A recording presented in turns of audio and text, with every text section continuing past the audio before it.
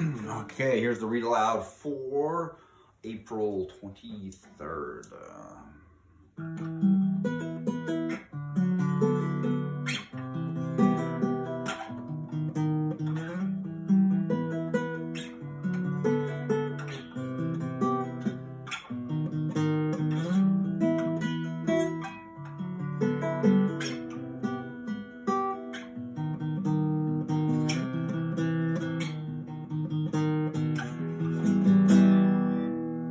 Just came up with that a few minutes ago. I actually really like that. I'm gonna have to work on that one.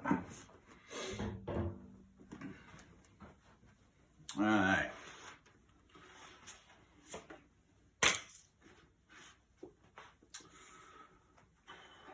First, she needed to find the fairies. She wandered the garden. There was one clad in orange and black with matching butterfly wings. "Hey, fairy, I have something for you," she cried.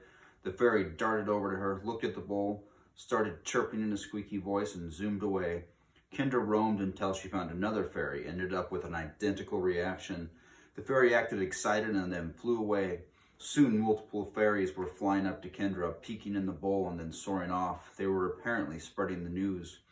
Kendra ended up beside the metal statue of Dale. She set the bowl on the ground and backed away in case her proximity might discourage the fairies. The morning grew brighter. Before long, dozens of fairies hovered above the bowl. They were no longer showing up only to zip away. A crowd was forming. Occasionally, one would fly right up to the bowl and peer inside. One even laid a tiny hand on the rim, but none took a drink. They stayed several feet away. The crowd swelled to more than 100. Still, they would not drink. Kendra tried to be patient. She did not want to frighten them away. Suddenly, the sound of a mighty wind interrupted the quiet morning. Kendra felt no breeze, but she could hear a shrieking gale in the distance. As the sound of the wind tapered off, a ferocious roar echoed across the yard. The fairies scattered. It could mean only one thing. "Wait, please, you have to drink this. Your queen made me make it for you." The fairies darted around in confusion. "Hurry, time is running out." Whether it was her words or simply that they were no longer startled, the fairies gathered around the bowl again. "Try it," Kendra said. "Have a taste." None of the fairies took her up on her offer. Kendra dipped a finger into the bowl and sampled the elixir. She tried not to make a disgusted face. It tasted salty and nasty. Delicious. A fairy with raven black hair and bumblebee wings approached the bowl. Mimicking Kendra, she dipped a finger in and tasted. In a whirling shower of sparks, the fairy grew to nearly 6 feet tall. Kendra smelled the fertile aroma that accompanied the fairy queen. The enlarged fairy blinked in astonishment, then glided high in the air. The other fairies mobbed the bowl. A blizzard of sparks dashed across the yard as the fairies transformed into much larger versions of themselves. Kendra backed away, shielding her eyes from the dazzling pyrotechnics. In moments, she was surrounded by a glorious host of human-sized fairies, some standing on the ground, most hovering. The fairies were uniformly tall and beautiful, and with lithe musculature and professional ballerinas. They wore vivid, exotic apparel. They still had magnificent wings, and they still emitted light, although the gentle twinkle had become a brilliant blaze. The biggest change was in their eyes. Merry mischief had been replaced with something stern and smoldering. The fairy with lustrous silver wings and short blue hair alighted in front of Kendra. "You have summoned us to war," she announced in a heavy accent. "What is your bidding?" Kendra swallowed. 100 human-sized fairies took up much more space than 100 tiny ones. They used to be so cute, now they were quite imposing. She would not want to be the enemy of these proud seraphim. "Can you restore Dale?" Kendra asked. A pair of fairies crouched over Dale, placed their hands on him, and then helped him to his feet. He regarded Kendra with befuddled wonder, patting himself as if surprised to be intact. "What's going on?" he asked. "Where's Stan?" "The fairies healed you," Kendra said. "Grandpa and the others are still in trouble, but I think these fairies will help." Kendra returned her gaze to the stunning silver fairy. "Muriel the witch is trying to release a demon named Bahamut." "The demon is free," the fairy said. "You have but to command." Kendra pressed her lips together. "We have to lock him up again, the witch too, and we have to rescue my grandpa and grandma Sorensen and my brothers Seth and Lena."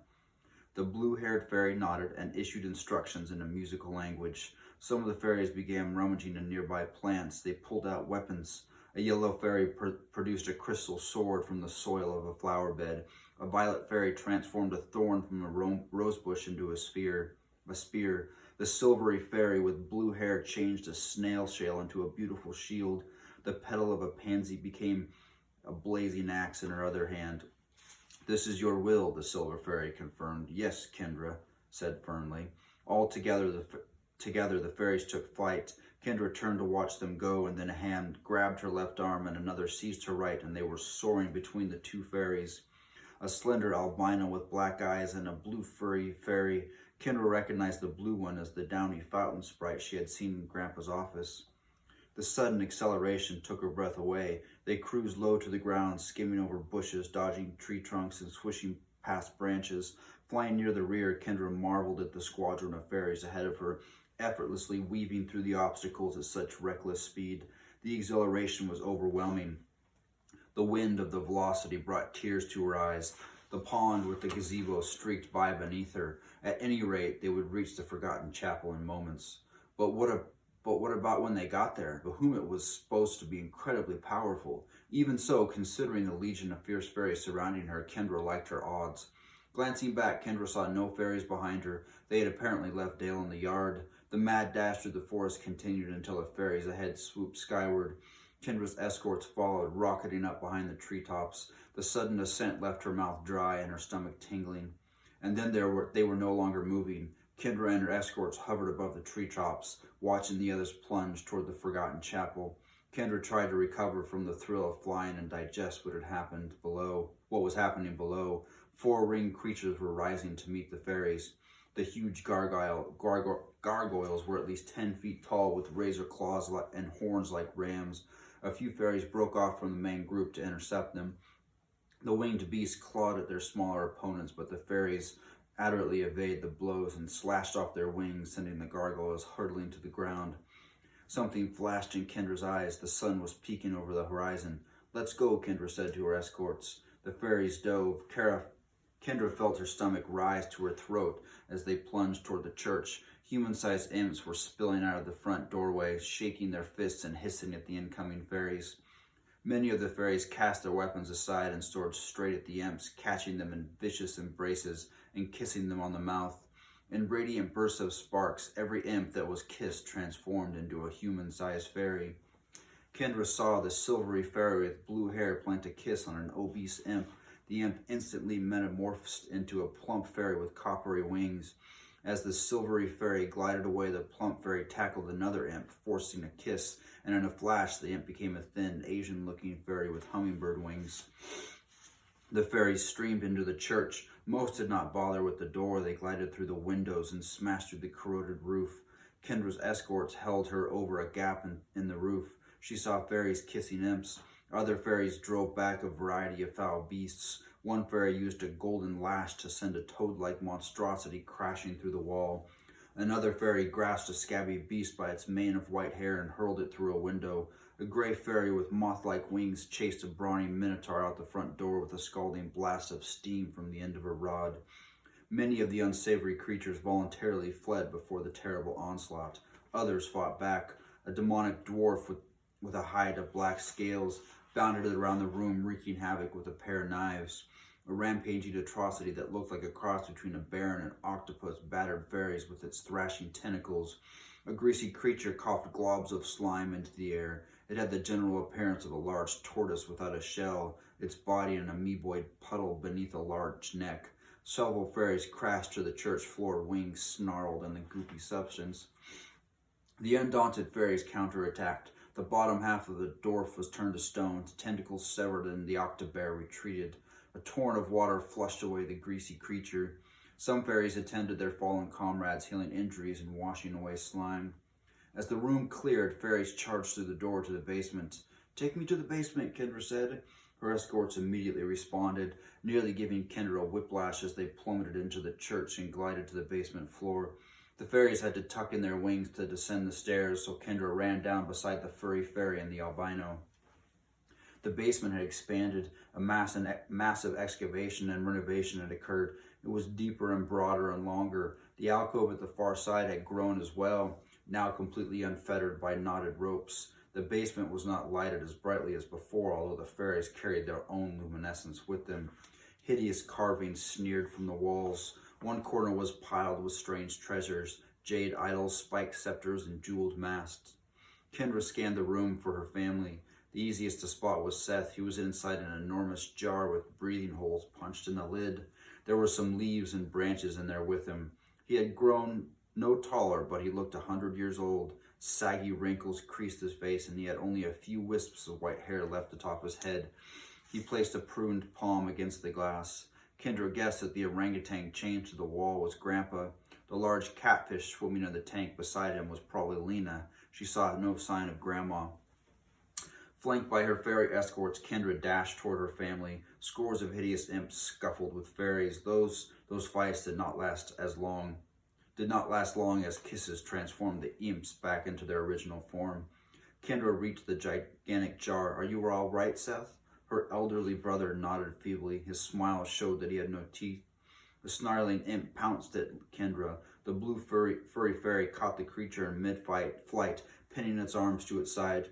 It resembled the same imp that had apprehended her brother earlier. The albino fairy flew up and gave the imp a kiss on the mouth, and it became a striking fairy with fiery red hair and iridescent dragonfly wings. Seth began tapping on the glass. He was pointing excitedly at that fairy. Kendra realized that it was the fairy he had unwittingly transformed. The red-headed fairy approached the jar, shaking a scolding finger at Seth. "I'm sorry," Seth mouthed from inside the container. He clasped his hand and made a pleading motion. The fairy regarded him through narrowed eyes, and then she snapped her fingers and the jar shattered. She leaned forward and kissed Seth on the forehead.